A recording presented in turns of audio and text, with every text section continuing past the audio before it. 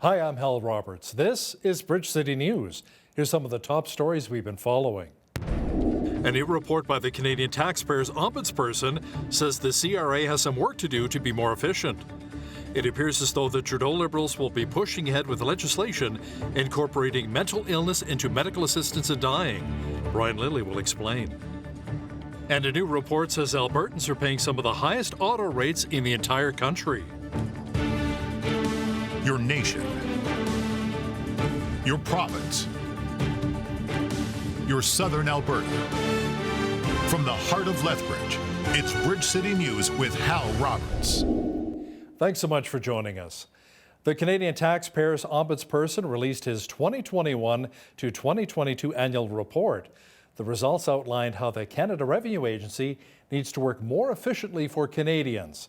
That includes delivering services in a more timely fashion.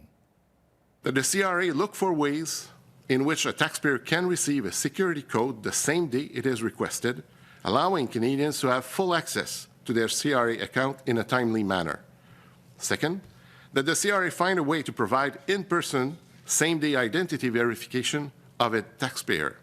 Third, that the CRA make it clear to Canadians that when it is administering a benefit that increases an individual's income, the increase could affect the individual's other income-based benefits. National Defence Minister Anita Anand says the Trudeau government accepts all 48 recommendations in a report by retired Superior Court Justice Louise Arbour. It addresses sexual misconduct and a culture change that is needed in the Canadian military. Let me outline some key elements in our roadmap. First of all, I expect the Department of National Defence and the Canadian Armed Forces to implement recommendation number 5, which is that criminal code sexual offences should be removed from the jurisdiction of the Canadian Armed Forces and that they should be prosecuted exclusively in civilian courts. I have directed officials to present options on how such jurisdictional change can occur in consultation with federal, provincial, and territorial partners, and in a way that addresses challenges like capacity of civilian police to investigate historical cases or those outside of Canada, including in conflict zones. Minister Anand adds that the 48 recommendations from Justice Arbour's report released earlier this year may take many years to implement. The federal government has been feeling the heat by a lot of our veterans groups.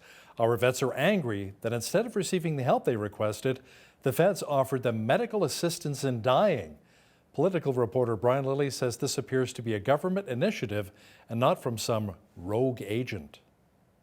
People in all these different areas, well, at least in BC, Alberta, Ontario, and Quebec, have all contacted him saying their local Veterans Affairs officer has offered them medical assistance in dying for various reasons.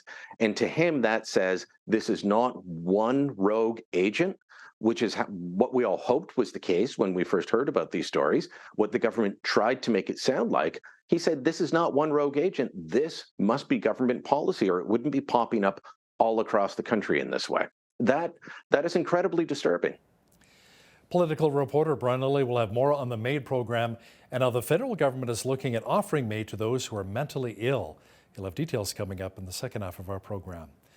Now here's a follow-up to a story we brought you about a Medicinet senior who is applying for medical assistance in dying.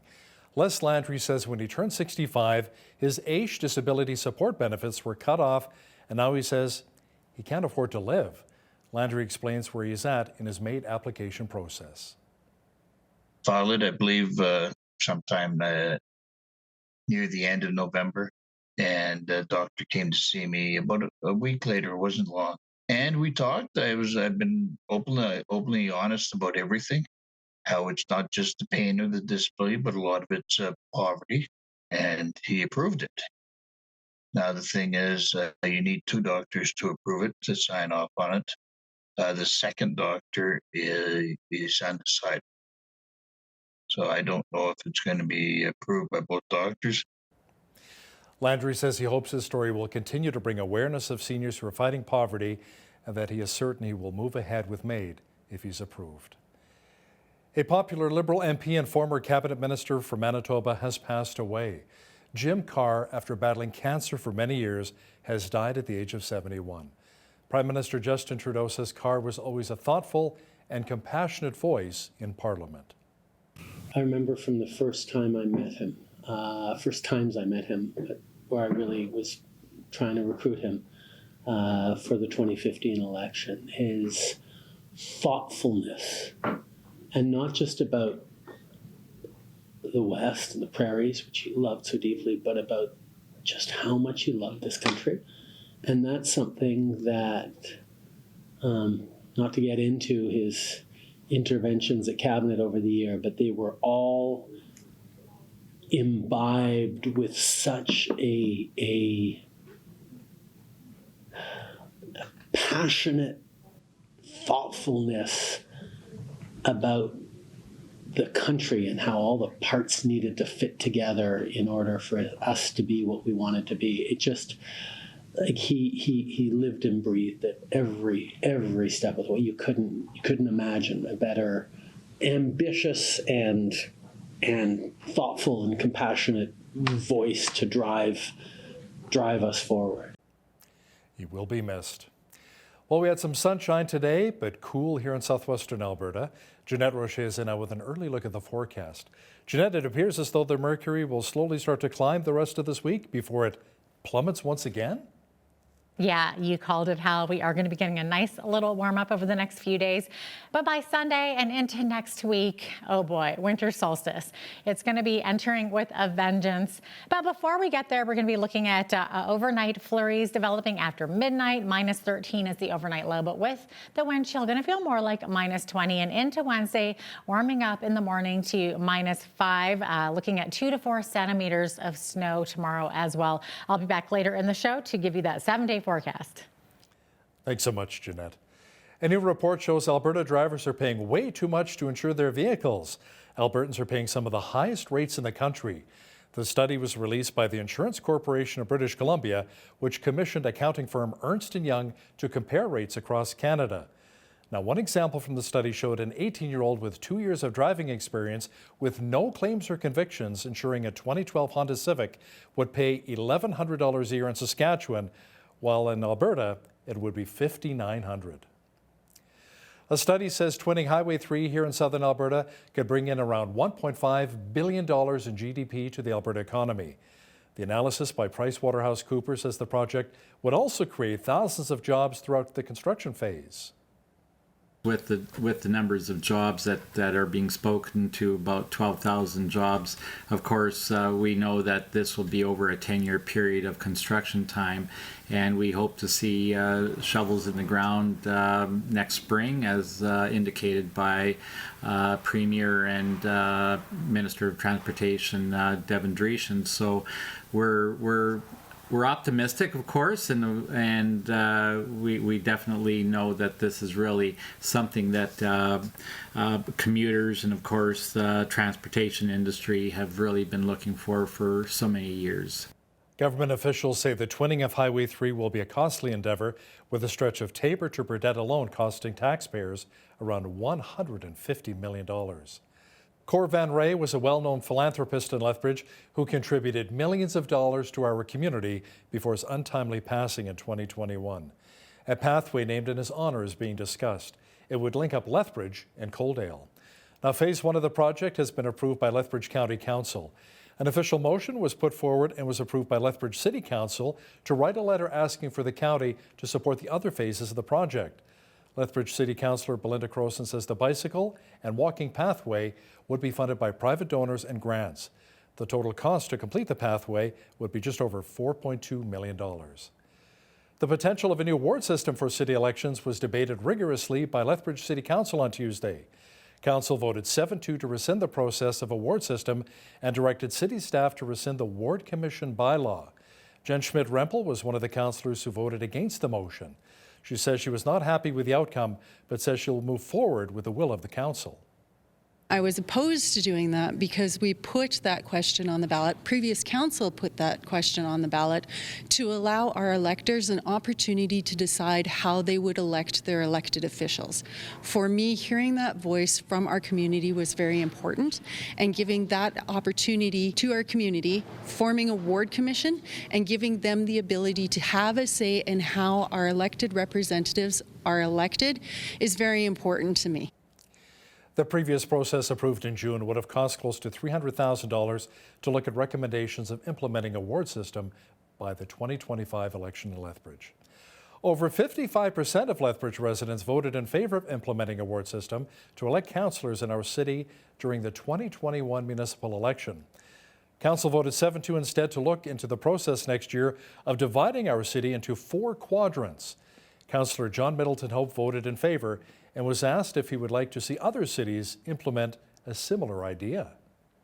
Candidly, this is made for Lethbridge, so that's my first and only responsibility, is to ensure that we get a model where we can elect representatives in a way that is responsive and reflective of the expectations of our citizens. If other cities want to adopt this or want to modify it or want to consult with us on the model, by all means, we're certainly open to doing that. That's how, from a best practices perspective, we learn, and so do they. Middleton Hope says this Made in Lethbridge model will identify areas of the city with specific needs that need to be addressed. He says this new model will also allow for more citizen engagement with city councillors. More than 30 years after a bomb brought down Pan Am Flight 103 over Lockerbie, Scotland, a former Libyan intelligence official accused of making the bomb appeared in federal court. He's being charged with an act of international terrorism. For one widow, this is something that should have happened years ago. He's an old man who murdered a tremendous number of people, and it's what should have happened a long time ago that we had him in our custody, and it is fitting that we are coming up on the 34th anniversary of the bombing and that we at last have the man responsible for making the bomb on the plane. The trial that took place in the Netherlands under Scottish law was the result of an agreement brokered with the Gaddafi regime. It was not justice, in my view, and the result with FEMA acquitted, in essence, and McGrahy convicted, but then released on compassionate grounds. That was a travesty. As the war between Ukraine and Russia is in its 10th month, more North Americans are making their way to Ukraine to help defend the homes of locals against Russian aggression. One reporter, Chuck Holton, introduces us to a U.S. Army Green Beret who is in Ukraine. He's there not to fight, however, but to spread the gospel. We have more now in this report. Sergeant First Class Christian Hickey is a former Marine who went on to join the Army as an elite Special Forces Green Beret. When war broke out in Ukraine, Hickey felt he had to do something, but fighting wasn't part of his calling. I wasn't called here to fight. I wasn't called here to shed any blood. I was just called here to tell people about blood that was shed for them a long time ago. That calling led to concern from his superiors over a U.S. National Guardsman working in Ukraine. Nevertheless, God opened the doors for him to go. I'm not here representing the United States military. I'm not here representing my command. I'm not here representing the National Guard. I'm representing as an ambassador of Jesus Christ, and that's exactly what I'm doing here as a missionary in Ukraine. After he arrived, he found the Ukrainian troops in desperate need. These guys don't have medics. They have like one medic per like a line of like over 100 or 150 people on the line. Tactical combat casualty care happens to be one of Christian's specialties. I stepped into their training facility, and they saw me, and they knew exactly, like, this guy is different. And they ran up to me and said, "Can you help us? Can you help us?" You know, 7 months ago, they were bakers, they were bus drivers, they were lawyers. Just giving them the skills to be able to stabilize their brothers, to help them get them to a higher level of care. That's mostly what I like to deal with is, hey, here's how you save your brother's life, or here's how to stay alive if you find yourself injured. And the time he's spent with these men on the front lines has given him a deep appreciation for the hardships they face. It's a different kind of war than he was used to. They're absolute heroes. I don't think people understand what these Ukrainian soldiers are actually going through. It's the most terrifying and scariest thing I've ever dealt with on the front line. When you cannot see in front of you because they don't have the equipment to be able to do that. And then you have a Russian drone above you who just has freedom of movement to do whatever he wants, whenever he wants, and to direct their fires right on top of you. As the war grinds on, Hickey's mission is evolving to meet the need. Just days after the fall of Kherson, with the population running out of food, Hickey and his team brought a convoy of aid to the rescue. We're switching gears a little bit. This winter is going to be absolutely tough for the Ukrainian people. There are going to be elderly folks who I love and I respect who are going to die because they're froze to death inside their home. That's what we're going to be here to take them out. I'm going to deliver them firewood. I'm going to deliver them food all throughout the winter. We want to basically be the hands and feet of Jesus. There's a very, very strong, powerful NGOs bought all this food, and they don't have the action arm to actually deliver it. We'll take the food, and we'll make sure it gets to the right people at the right place at the right time. Wonderful to see the work that Christian Hickey is doing in Ukraine. Wow. Christmas is usually the most wonderful time of the year as we celebrate the birth of Jesus. It can, however, be a challenge when we get together with our families. So how do we avoid the drama when we still want to be with those who we love? Retired Pastor Abe Block says it may be a good idea to help put up some boundaries to avoid any unnecessary conflict. Well, to me, I think if you have this uncle, for example, who's always has to be right and he comes to the meeting, to the family, my suggestion would be whoever the host is needs to meet with that uncle ahead of time. Try and arrange so that here are the parameters that we want to run this time. We want to have a good time. We want to celebrate. We want to have fun. But we don't want to get into issues that are you don't want to get into issues that are going to be a major problem for us. If we can set that up ahead of time, that's better. Sounds like some great advice. Catch that full interview with the always colorful retired pastor Abe Block and BCN's Jeanette Rocher coming up in the second half of our program. Well, we had sun mixed with clouds earlier today, but cooler. Fortunately, a bit of a warming trend is on the way for southwestern Alberta. Full weather details are on deck.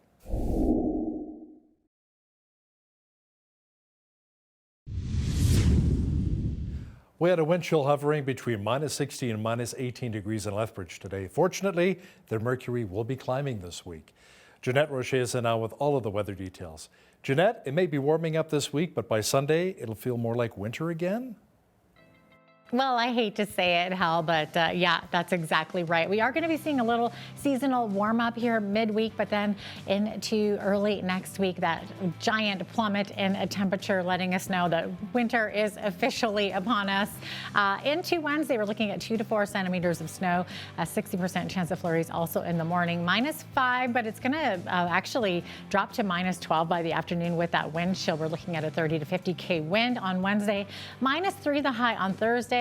And here's where it's going to start to warm up, folks. 0 on Friday, down to -9 on a Saturday. And then we're going to plummet there on Sunday as we look at a 60% chance of flurries as well. -21 the high and -22 the high for Monday as we round out that 7-day forecast. Now, according to the Almanac, the average high for this time of year, only 0 degrees, average low 12.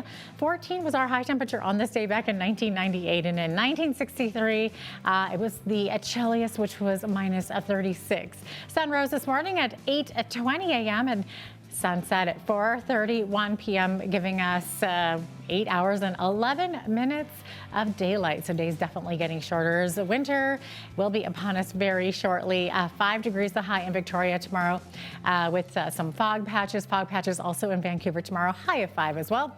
-5 though in Edmonton, looking at a chance of flurries, and 30% chance of flurries also in Calgary tomorrow with a high of -3 with a 20 to 40 kilometer per hour wind. Now as we look to the rest of the prairie, Saskatoon is seeing a chance of flurries as well. -11 the high there, 2 to 4 centimeters of snow tomorrow in Regina. -10 the high, 0 the high in Winnipeg, which is very nice for this time of year, but they are going to be seeing 5 centimeters of snow. So lots of snow there in Winnipeg. -1 the high for our friends in Toronto with partly cloudy skies. Lots of sunshine though in Ottawa. -4 is the high there. And a lovely 1 degree with mainly sunny skies in Montreal tomorrow.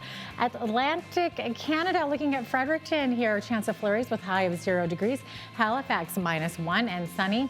Charlottetown looking at a winter storm warning in effect for this evening. Could be seeing some heavy snow, some blowing snow, up to 15 centimeters this evening. But by morning, that snow and rain should be clearing up a little bit. -1 for the high tomorrow, 4 degrees the high in St. John's.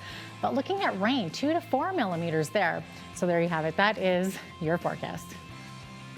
Today's weather report is brought to you by Ridge Utilities, providing competitive rates for electricity, natural gas, and internet, while investing back in communities across southern Alberta. There are calls for the federal government to put increases in the Canada Pension Plan and employment insurance premiums on hold next year as inflation is really squeezing Canadians' budgets. The Canadian Federation of Independent Business says worker employment insurance and pension contributions could increase as much as $304 in 2023. It says that will reduce the take-home pay of Canadians at a time when the rising cost of living is already eroding spending power. The CFIB says businesses are also facing higher premiums, which could leave many struggling to meet their existing payroll budgets.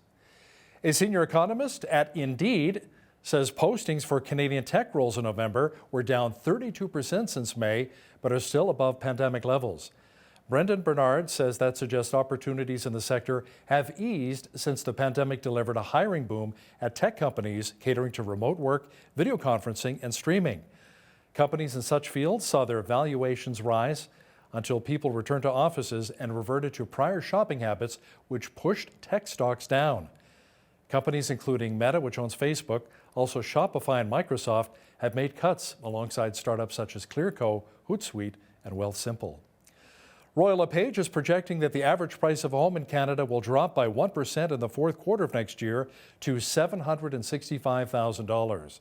The real estate company says prices should flatten in the second quarter, then modestly increase in the second half of the year.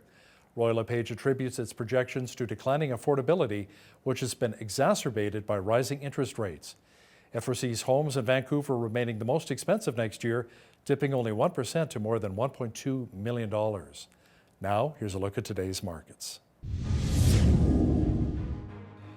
The TSX was up 3 points on the day to finish at 20,023. The Dow was up 103 points to 34,108. The S&P 500 was up 29 on the day to 4,019, and the Nasdaq was up 113 points to 11,256. West Texas Intermediate Oil was up 203 to 75.20 US per barrel. Natural gas was up 38 cents to 6.96 US. Gold was up 29.36 on the day to 18.10.80 US an ounce, and silver was up 43 cents to 23.74 US an ounce. Feed wheat is at $12.19 per bushel, barley's at $9.58, canola's at $19.68, and corn is at $11.63 per bushel. Live cattle were up 50 cents to $154.90. Feeder cattle January contract was up 58 cents to $184.23, and lean hogs were up 45 cents to $82.40. The Canadian dollar was up slightly over the past 24 hours to 73.83 US.